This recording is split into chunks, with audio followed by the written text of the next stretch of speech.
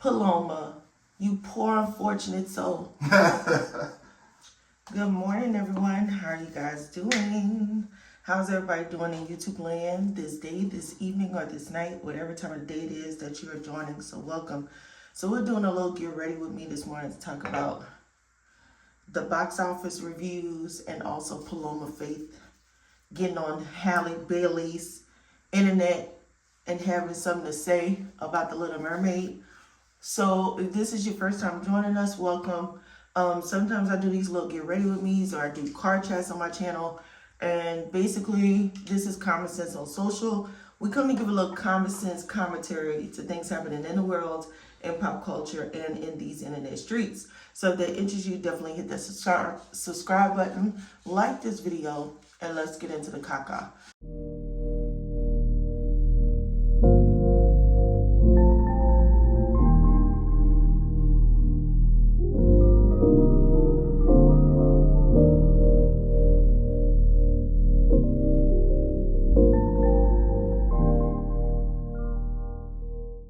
So I have been gone for some walks outside in the morning. That's where I'm headed to right now for a walk.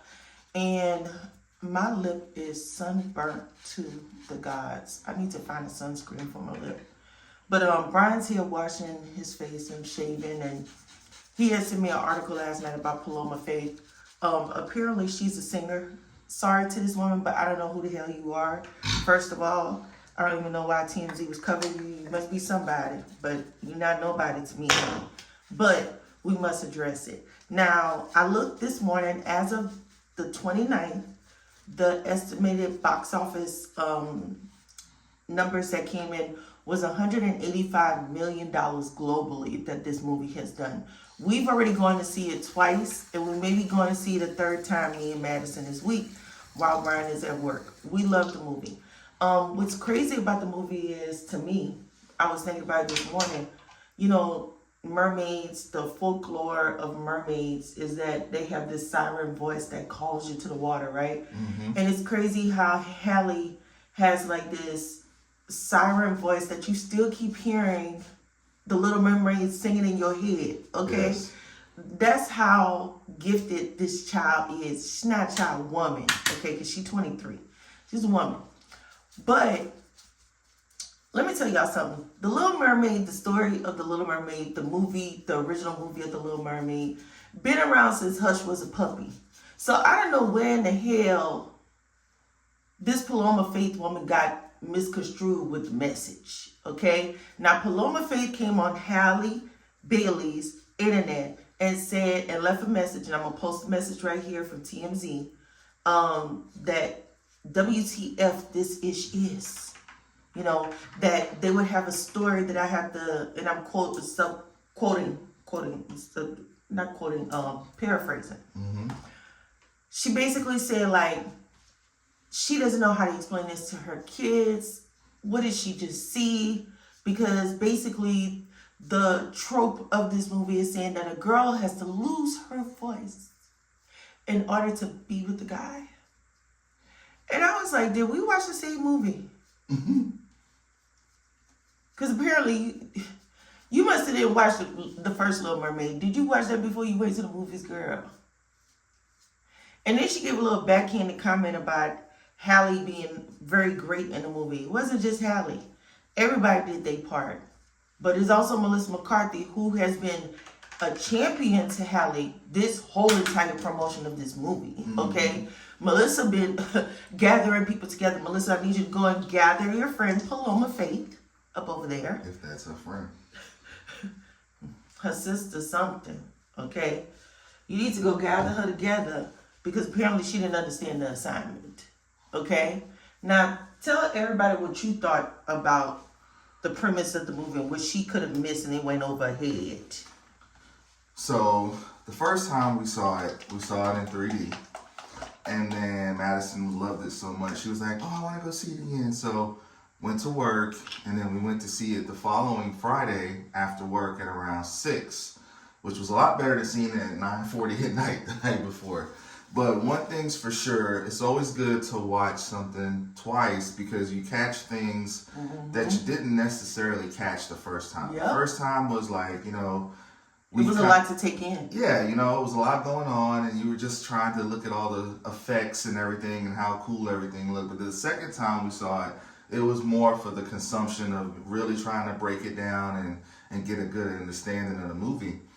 And there were several parts, without spoiling it if you haven't seen it, but it was just some things that rang true to me that I shared with April, that I feel like the person who did this story on TMZ should have looked with a different set of eyes than just a judgmental one, but truly looking at what the underlying message was.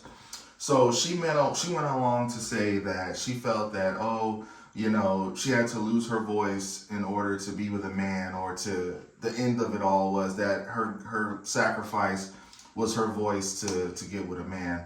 And one of the ironic things about the movie was that Ursula, I'm put it on. That Ursula sat there and looked at Ariel's character and said, what was her strong suit? It wasn't just that she was pretty. It wasn't just that she was one of the 7, princesses or queens of the ocean. It was her ability to sing, and that was something that almost all the mermaids had. But she had an exceptionally good voice when it came to that.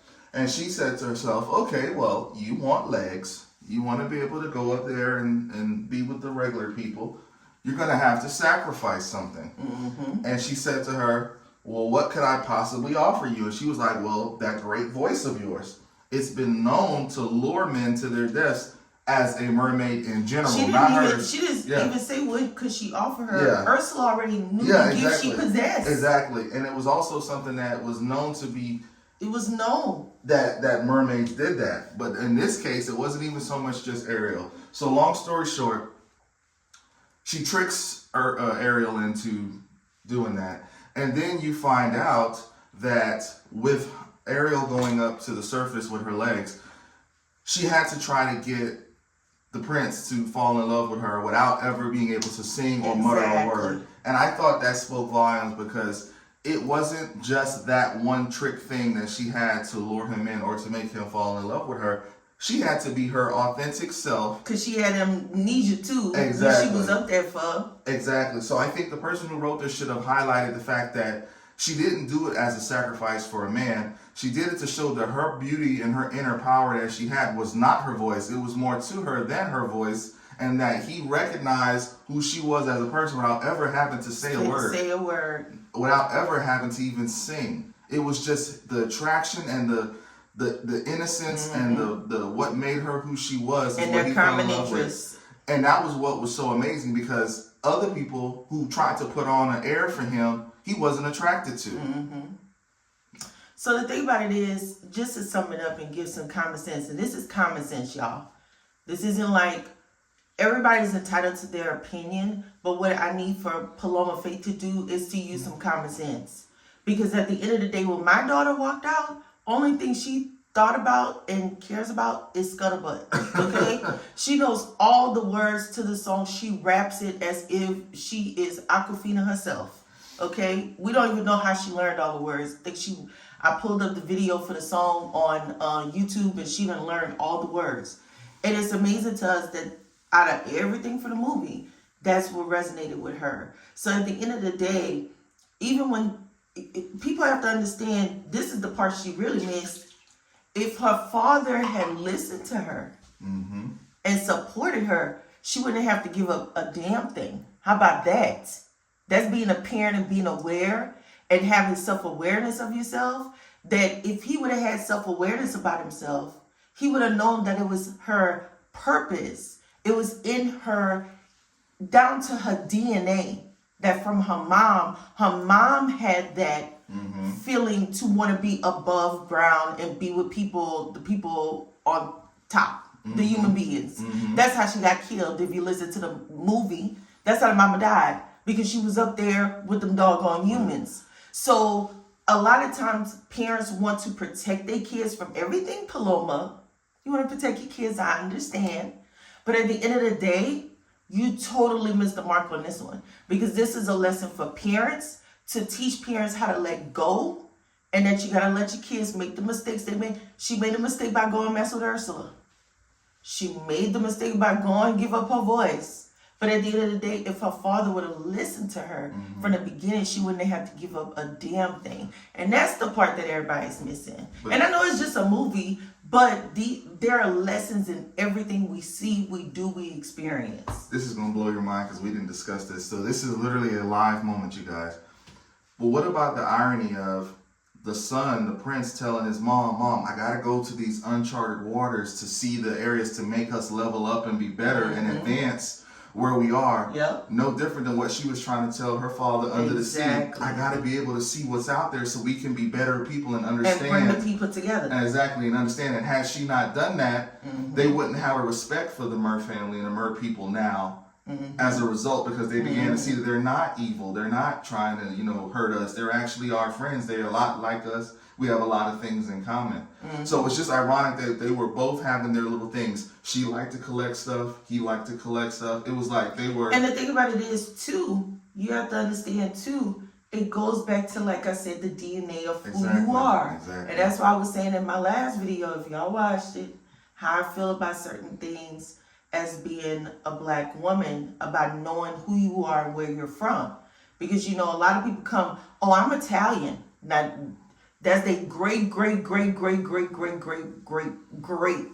came over from Italy. Okay, I'm Italian. I'm English. I'm German. I'm whatever. Okay, but for most of us black people, we don't have anything to really know exactly where we're from. Africa is a continent. Okay, not to get too deep into this, but Africa is a continent. So I need to know what country in Africa am I from, so I know my lineage, I know my purpose. Same thing with the prince, Eric. That queen was not his biological mother. He came to her from a shipwreck. So at the end of the day, we don't know what that biological makeup was, who his family was that was on a ship. So that tells you he was like a voyager, and that was innately in his spirit. So the two connected and bonded on that. So it's rather than take it at that and running with it and making it seem like, oh, it's a trope. Y'all be running with all this stuff on the internet, all these books y'all be reading instead of just parenting y'all damn kids. Y'all want to leave parenting to everybody else in the world. It's a simple conversation between you and your children. Point blank in the period. And then the one thing that really frustrated me with that article is she was like, well, what are my kids supposed to think when they leave? Or what were they supposed to think? You have a conversation like me and Madison. Exactly, but they should think the same things that everybody else thought. Wow, it was some beautiful singing. It was a great storyline. It had really good choreography and all kinds of great things that was in that movie. It was very playful, very loving. All the kids that were there that we saw it with the second night, because it was almost like a private showing. Our first night, it was only like 7 or 8 of us in there. Yep. But the second night, it was packed. And you could just hear the little kids laughing and adults laughing at the jokes that were said and the rap and everything. So it was meant to be exactly what it was, an entertaining movie for the family. I saw a message under somebody's post because they were talking about those people that was fighting in the theater. And they were like, well, I'm not going to go see the movie because if adults are acting like that. Child, that was an isolated incident. Don't chalk that up to the movie like, oh, the movie is inciting violence. No, boo-boo. It was an isolated incident. Some dumb parents that just couldn't handle themselves. And it was just one incident. Ain't nobody was boxing at every single, venue. But what I will say to sum this up in this, Paloma, you poor unfortunate soul. So sad, but true. I am so sorry, girl, that you didn't get the premise of the movie. But when we're finished and we're through, we hope you get it, okay? We hope you got some common sense. Because the common sense aspect of it is, y'all sit around, y'all read books, y'all want to protect y'all kids, y'all want to keep them in these bubbles, y'all have whatever parental trauma happened to y'all as kids, and y'all want to put the blame on everybody else. Yep. Y'all want to parent like Kim Kardashian, okay? Well, keep on parenting like her and bribing your kids and putting all these things out. Like, since when we talk about tropes, all this caca from the internet, y'all need to go sit down somewhere and learn some common sense and learn something. Because if you had your opinion, we all have our opinions on the internet, and you're welcome to open it into that. But with saying that, educate yourself or watch the movie again and try to understand. Because if you had watched the first movie, you would have known. Like, to me, the first movie gave more of that aspect and that feel of that than this movie. This movie gave more of an explanation of the connection between the two. So, honey, you already went up in there with your mind made up, but you just a poor, unfortunate soul. And people like you, we can't do nothing with. That's just, some people have common sense and some people don't because it ain't common. Okay? With that being said, you guys, y'all have a blessed day, evening, or night, whatever the time of the day it is that you're watching. I will be back with a car chat today. So remember to hit that subscribe button, turn on your post notifications, and we'll see you in the next broadcast. Thanks, guys. Bye. Bye.